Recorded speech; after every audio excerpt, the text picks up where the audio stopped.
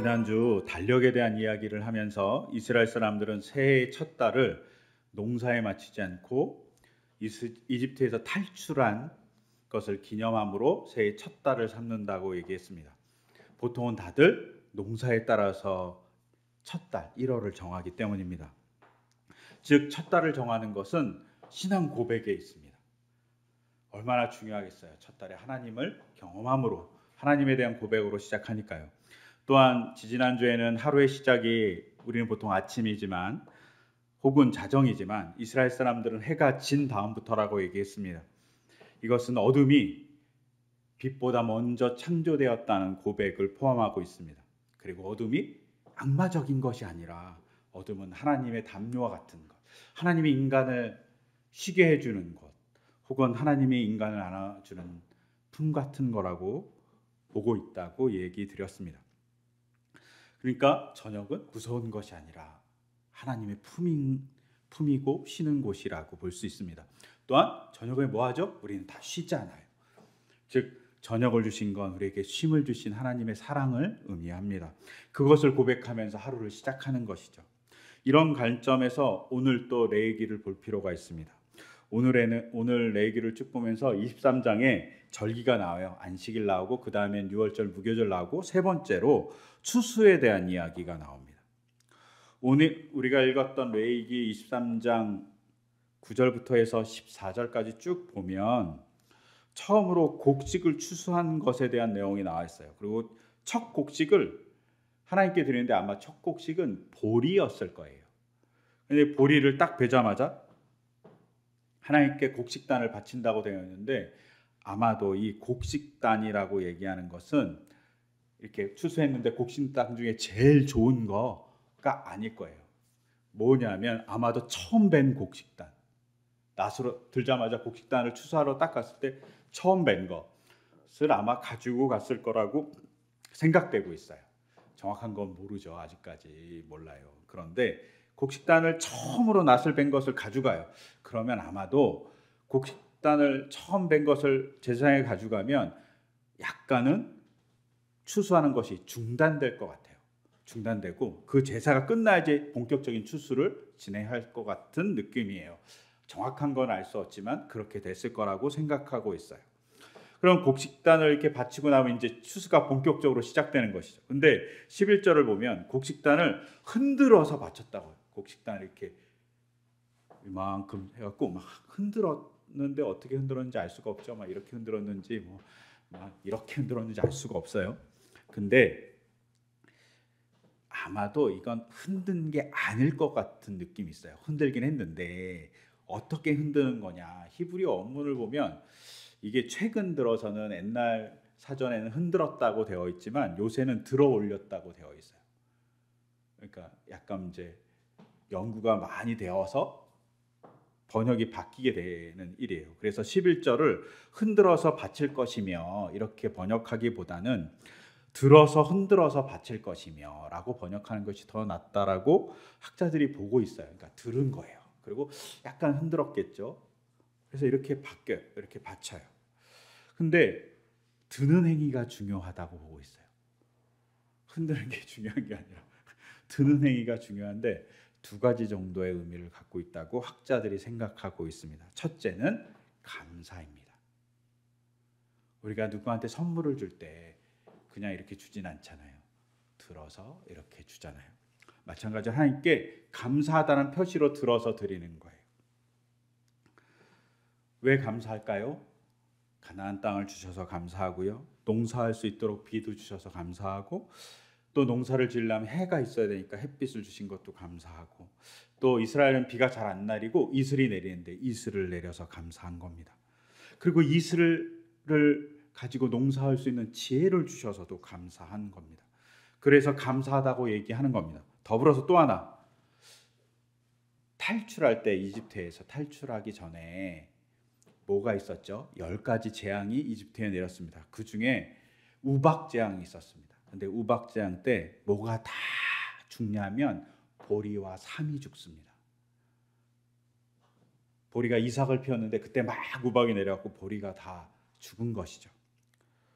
즉 하나님께서 이집트에서 탈출하게 해주신 것, 이집트에서 그 우박장에서 구해주신 것에 대한 감사함이 정통적으로 남아있는 것이죠. 그러니까 감사함으로 드리는 겁니다.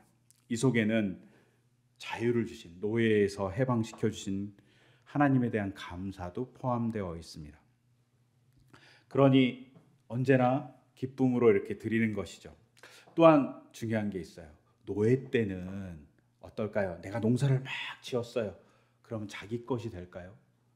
노예 때는 자기게 되지 않습니다. 자기가 농사를 지으면 다 주인께 되죠. 근데 가나안 땅에 들어와서 자유인이 된 이 사람들이 농사를 지으면 그 농사한 것을 누가 갖죠? 바로 농사 지은 사람들이 갖게 됩니다. 농사 지은 그 물건이 소외시키지 않죠. 소외됐다는 말이 자기가 받아야 할 것을 제대로 못 받는 것을 또 철학적 용어에서 소외라고 얘기하잖아요.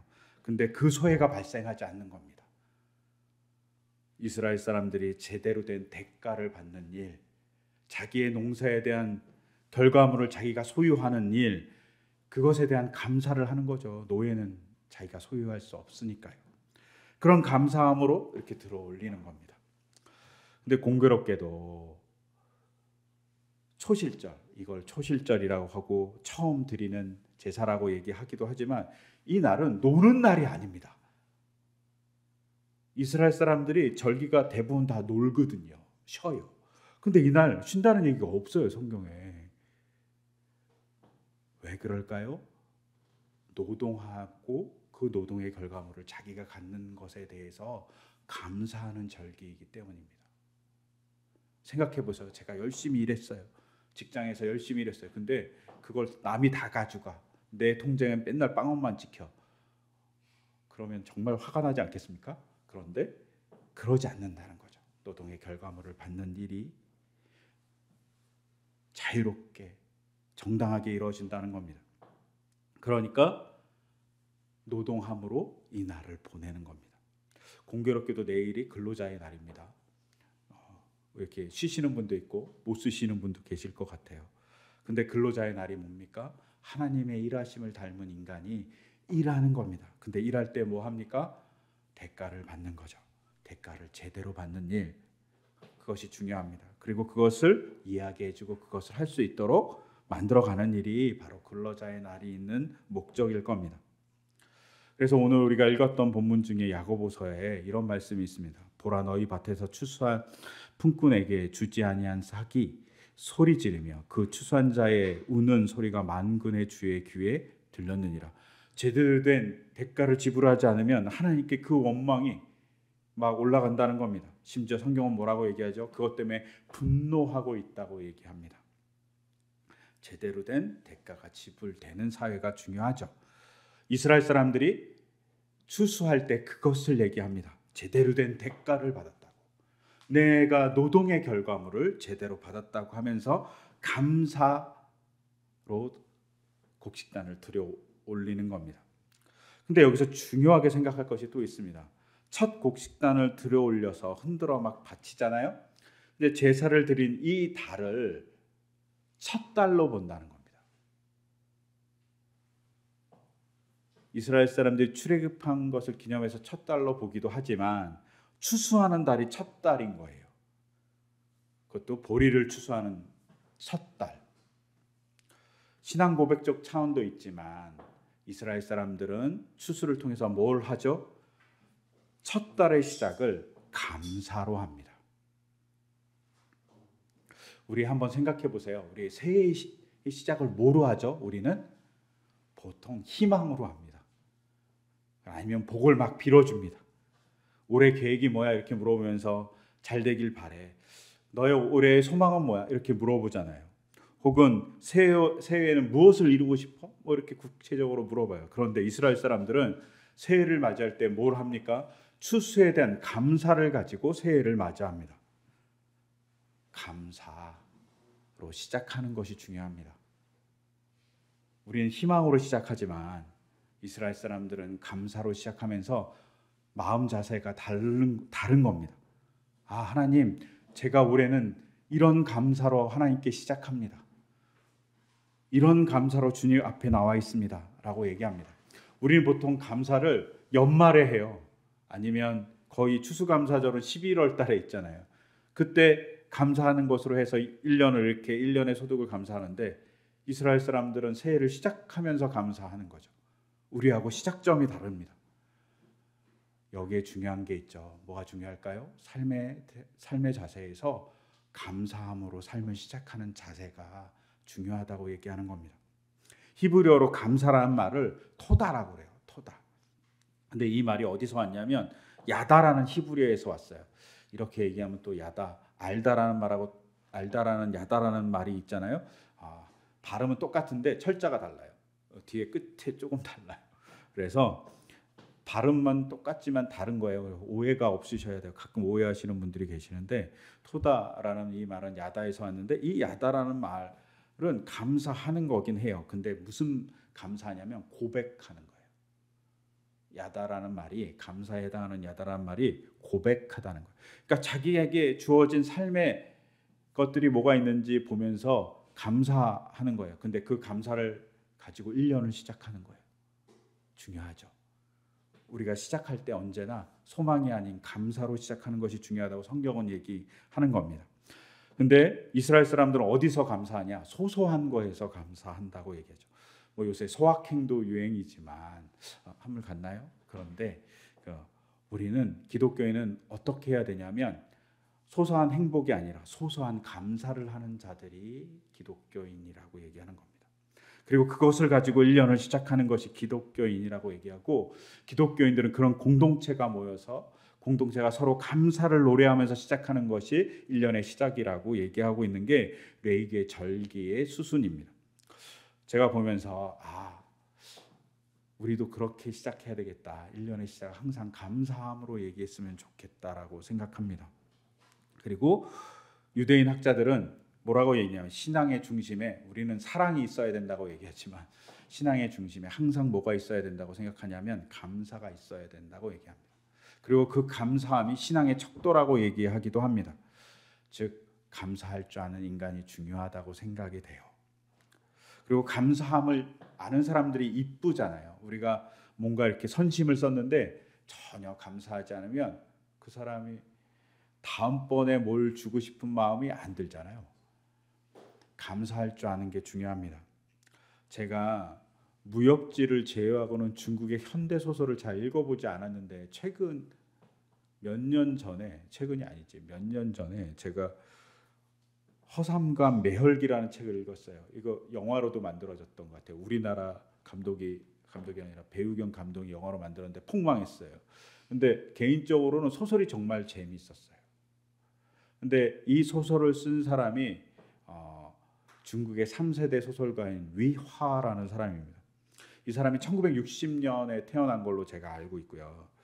이 사람이 태어났을 때, 어렸을 때부터 시작해서 청소년기에 중국에 뭐가 있었냐면 문화 대혁명이 있었어요. 문화 대혁명이라는 게 뭐냐면 과거의 낡은 문화는 다 없애버려야 된다고 중국이 생각한 거예요. 그리고 문화재를 다 파괴했고요.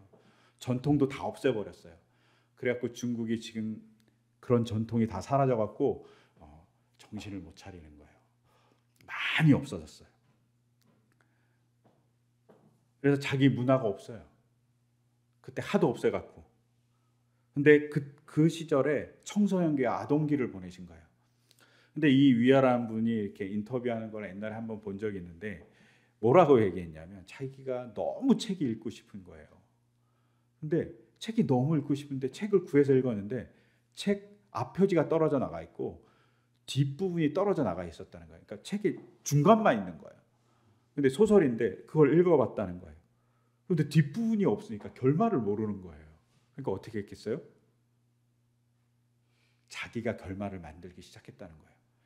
A라는 결말도 만들어서 한번 지어보고, B라는 결말도 만들고, C라는 결말도. 문제는 이 결말을 만드는데 힌트를 줘야 될 게 뭐가 있어요? 책 제목이어야 되는데 앞장이 떨어져 나가고 그것도 못 만드는 거예요. 그러니까 자기 혼자 앉아갖고 막 여러 가지 상상을 한 거죠. 근데 위아라는 사람이 뭐라고 얘기했냐면 그것이 나에게 소설가로서의 자양분이 됐다라고 얘기했어요. 또 이 위아라는 분이 이제 어렸을 때 이렇게 소설을 읽다가 중학교에 가게 된 거예요. 중학교에 가게 됐는데 요 당시는 혁명이 막 문화혁명이 대대적으로 일어나서 공산주의에 폭 빠진 중학생들이 선생님들을 막 위협했던 거죠. 그래갖고 선생님들 막 신고하면 끌려가고 막 그랬던 거예요. 그래갖고 선생님들이 학생을 너무 무서워했대요. 그리고 수업 시간에 애들이 딴짓해도 선생님들이 제재를 하지 않은 거예요. 어느 정도로 딴짓을 했냐고 얘기했냐면 학생들이 창틀에 앉아갖고 수업 시간에 그냥 이렇게 밖을 보고 있어도 절대로 학생한테 뭐라고 못 그랬대요. 학생이 무서워하고. 또 학생들이 등을 돌리고 친구하고 얘기하고 있어도 뭐라고 못 그랬대요. 또한 학생들이 수업 시간에 장기를 둬 그래도 뭐라고 못 그랬대요. 공부를 할 수 없는 거예요. 그러니까 위아란 이분이 뭘 했냐면 그 당시 공부를 하고 싶은데 공부가 안 되니까 그때부터 소설을 쓰기 시작한 거예요. 근데 뭐라고 얘기하냐면 자기가 중학교 때 소설을 쓰니까 아는 한자가 별로 없어갖고 자기 문장이 되게 간결하고 짧았다는 거예요. 그래서 그게 습관이 되어서 자기 문장이 항상 간결하고 짧게 명쾌하게 썼다는 거예요. 그랬더니 나중에 유명해졌잖아요. 소설가로 되게 이제 3세대 중국 작가라고 해서 유명해졌어요. 그랬더니 평론에서 뭐라고 얘기했냐면 위화의 글은 간결하면서 힘이 있다 이렇게 평가가 난 거예요. 그리고 영어로 이제 번역이 됐어요. 영어로 번역이 되자 영어로 번역하면서 해외에서 이렇게 평가했다는 거예요. 당신의 글은 해밍웨이의 글과 비슷하다. 그때 위화가 뭐라 그랬게요? 위화가 이렇게 위트 있게 이렇게 얘기했대요. 해밍웨이도 저와 같이 단어를 별로 모르나 봐요. 이렇게 얘기했대요. 자기는 단어를 몰라갖고 그렇게 간결하게 쓴 건데 해밍웨이도 그랬나 봐 이렇게 위트 있게 얘기했던 사람이에요. 근데 이 얘기를 하면서 결정적으로 뭐라고 얘기했냐면 나쁜 것이 좋은 것일 수 있습니다. 자기의 경험을 보니 어린 시절 소설 중간밖에 못 읽는 자기의 어려움이 나중에 자기가 소설가가 되는 상상력을 키우는 좋은 것이 되었습니다.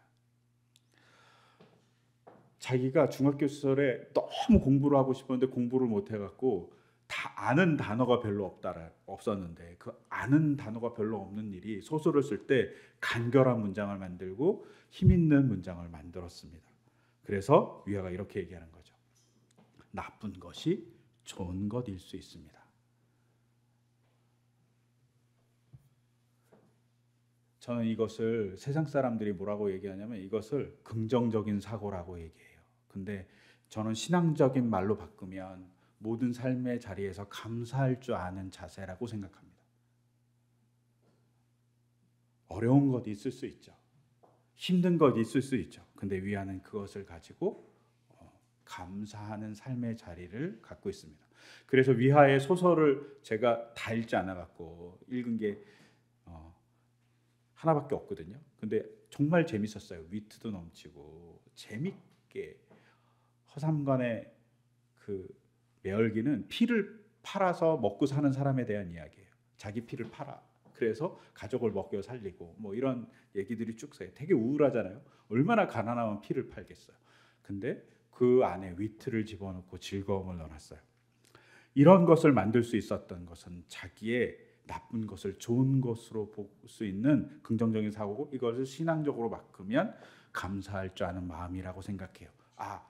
이것이 감사할 내용이 있다라고 생각하는 거죠. 우리가 가져야 될 중요한 관점이라고 생각해요. 감사할 줄 아는 마음. 그리고 그 감사할 줄 아는 마음을 갖겠다고 다짐하는 것을 이스라엘 사람들은 새해 첫 번째 제사를 드리면서 한다는 것이죠. 두 번째로 이렇게 들어서 올리는 것이 중요한 것은 뭐냐면 들어 올리잖아요. 그러면 무슨 의미가 되냐면 이건 내 것이 아니라 하나님 것입니다라는 고백이 되는 거예요. 아니면 제가 갖고 있는 것은 제가 가진 것이 아니라 하나님이 주신 것 때문에 갖고 있는 거니 다 하나님 겁니다 라고 고백하는 거예요. 제게 아닙니다 라고 고백하는 것이죠. 농사를 위해서 막 자기가 농토를 만들고 막 씨를 뿌리기 위해서 쟁기질을 하고 또 그 떼영볕에다가 그 씨를 뿌리기도 하고 막 비가 오면 막 막기도 하고 막 수로를 만들기도 하고 막 그래서 농사한 거잖아요. 근데 그 농사한 걸 자기 거라고 얘기하지 않는 거예요. 이걸 우리로 바꾸면 월급 통장에 한 돈이 한 300만 원 찍혔어요. 그러면 그 돈이 제게 아닙니다. 하나님 겁니다. 이렇게 얘기하는 거와 똑같은 일이 벌어지는 거예요. 되게 속상하죠? 이렇게 생각하면 되게 속상합니다. 그런데 그 일을 언제 하냐? 추수할 때 한다는 겁니다. 그러면서 하나님을 향해서 하나님, 이 모든 것이 하나님의 소유입니다. 저의 소유가 아니고 저는 하나님의 것을 맡아서 살아가는 청지기와 같습니다. 라고 얘기하는 겁니다. 현대사회와 정반대의 얘기를 하고 있습니다. 현대사회는 풀소유를 얘기해요. 내 거, 다 내 거 이렇게 얘기합니다.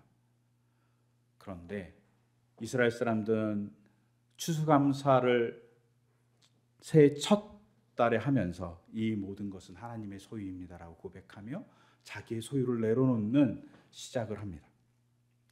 여러분, 예수님이 오늘 읽었던 본문에 40일 금식하고 시험을 받으셨습니다. 근데 악마가 두 번째인지 세 번째인지 마태복음과 누가복음이 좀 다르지만 전 세계의 영광과 모든 나라를 쫙 보여줍니다. 그리고 이렇게 얘기합니다. 나한테 절하면 이거 다 줄게 라고 얘기합니다. 그때 예수님이 뭐라고 얘기합니까? 주 너희 하나님만 경배하고 그분만 섬겨라 라고 얘기합니다. 이 말을 조금 뒤틀어 보면 전 세계의 모든 것은 하나님의 소유입니다. 내가 하나님을 섬기는 것은 그분이 소유주의이기 때문입니다 라고 얘기하는 겁니다. 네가 다 가져 라고 악마가 유혹하는데 아니야, 네 게 아니라 하나님 거야 라고 얘기하는 거예요. 우리한테도 항상 이 유혹이 다가오는 것 같아요. 저한테도 다 내 거 같거든요. 근데 다 하나님 겁니다. 저는 개인적으로 불교의 무소유보다 기독교가 얘기하는 무소유가 더 크다고 생각합니다. 왜? 불교는 소유하지 않는다고 얘기하지만 기독교는 이게 다 하나님 겁니다. 내 게 없습니다 라고 얘기하는 겁니다. 하나님의 소유권을 인정하는 모습으로 살아가려고 노력하는 것이 기독교의 모습입니다. 이것이 제대로 될 때 기독교가 힘이 있는 것 같습니다. 교회가 힘이 있으려면 이건 다 하나님 거예요. 우리의 시간도, 우리의 재정도, 우리의 몸도 다 하나님 거예요. 그러니 하나님 목적에 맞게 살아야지요 라고 얘기합니다. 근데 그것을 우리는 매주마다 기도합니다. 뭐로? 주의 기도로. 아버지의 나라가 오게 하시오며 이렇게 얘기하잖아요. 아버지의 나라, 아버지가 다스린 나라, 다 아버지 거라는 거잖아요. 하나님이 다 주인이라는 얘기예요. 그것을 우리가 매주 고백합니다. 우리가 이스라엘 사람보다 더 진지하게 매주 고백하는 거, 하나님의 소유입니다. 내 게 아닙니다. 이렇게 얘기하는 겁니다. 제가 최근에 읽었던 책 중에 헨리 나우웬의 글을 인용한 책이 있었어요. 근데 헨리 나우웬이 이런 얘기를 하셨더라고요. 하나님을 사랑하는 것보다 하나님이 되는 것이 더 쉽다. 사람들을 사랑하는 것보다 다스리는 것이 더 쉽다. 삶을 사랑하는 것보다 삶을 소유하는 것이 더 쉽다. 우리가 그러잖아요. 하나님을 사랑하는 것보다 내가 하나님 되는 게 더 쉬워요. 내가 다 오라. 사람을 사랑하는 것보다 사람을 지배하고 싶은 게 더 쉬워요. 삶을 사랑하는 것보다 삶을 소유로 채우는 것이 더 쉽습니다. 우리가 그런다고, 그렇게 살아간다고 얘기하고 있는 것이 너무나도 많이 있습니다. 그런데 이스라엘 사람들은 추수를 하면서 뭘 합니까? 이건 저의 소유가 아닙니다라고 첫 번째 고백하는 겁니다. 우리도 그런 삶을 살아가기를 소망합니다. 저도 그렇게 살려고 노력할 겁니다. 그러기에 주의 기도는 아버지의 나라가 오게 하시며라고 끊임없이 기도하라고 얘기하는 겁니다. 그리고 이렇게 기도하면서 이스라엘 사람들이 첫 번째 추수에 대한 제사를 끝마칩니다. 그리고 우리가 오늘 읽었던 본문 끝부분에 15절부터 16절에 보면 50일 이후에 또 한 번 추수감사를 위한 제사를 드려요. 이스라엘 사람은 2번 추수감사를 드리는 거죠. 사실은 3번 드려요. 한 번 더 있어. 장막절이라고 한 번 더 있어요. 그러니까 우리는 추석이 한 번이잖아요. 이스라엘 사람도 추석 한 3번 드리는 것 같죠. 첫 번째는 보리, 두 번째는 밀, 세 번째는 과일입니다. 그런데 이렇게 50일 이후에 곡식단을 또 이렇게 바치는 안식일을 제삿 날을 지키는데 이때는 놀아요. 이때는 정말 진지하게 놀아요. 근데 유대인들의 전통에 의하면 이날 특별한 사건이 벌어졌습니다. 성경에는 나오지 않는데 유대인의 전통에 뭐가 있냐면 이날에 모세가 시내산에 올라가서 하나님께 율법을 받은 날이라고 생각해요. 근데 개신교는 뭐로 보죠? 기독교는 뭐로 보죠? 이날 성령이 내려서 베드로와 제자들이 나가서 막 방언을 하고 복음을 전한 오순절 성령 강림 사건으로 봅니다. 근데 둘 다 비슷하죠. 뭐가 비슷할까요? 바로 말씀이 내린 날입니다. 아니면 하나님이 직접 온 날입니다. 이들이 변한 시점이 뭐냐면, 이스라엘 백성이 변한 시점이 뭐냐면 말씀이 내려왔기 때문이고, 제자들이 변한 시점이 뭐냐? 성령이 내려온 시점으로 변했습니다. 즉 오순절날, 칠칠절이라고 불리는 날, 혹은 맥주절이라고 불리는 이 날은 율법을 받은 날로 생각합니다. 그리고 성령이 온 날로 생각합니다. 인간이 살아감에 있어서 먹고 사는 거, 빵을 만드는 밀도 중요해요. 근데 인간이 잘 살려면 뭐가 필요하다고요? 그 밀과 더불어서 하나님의 말씀, 성령이 필요하다고 얘기하는 것과 겹쳐 있습니다. 오늘 읽었던 누가복음에 의하면 예수님께서 40일 동안 굶주렸어요. 너무 시장하셨어요. 근데 악마가 찾아와서 첫 번째 유혹한 게 뭡니까? 이 돌을 떡으로 만들어라는 겁니다. 제가 성주신라 한 번밖에 안 가봐갖고 갔는데 꼭 가는 곳이 여리고인데, 여리고 옆에 시험산이 있거든요. 예수님이 시험 받았다고 생각하는 산이 있어요.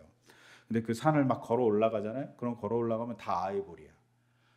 그 꼭 뭐 같으냐면 돌들이 다 빵같이 생겼어요. 빵 색깔인 거죠. 그 옆에 있는 그 빵같이 생긴 돌을 갖고 빵을 만들라는 겁니다.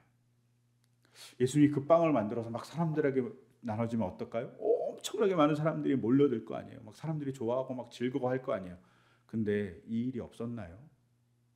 있었습니다. 우리가 얘기하는 오병이요, 5개의 떡과 물고기 2마리로 무슨 일이 벌어졌냐? 5,000명이 넘는 사람을 먹였어요. 그런데 그 사람들이 어떻게 했을까요? 예수님을 십자가에 달았어요. 단순히 먹는 것으로는 예수님을 향한 마음이 제대로 서 있지 못하다는 것을 알 수 있어요.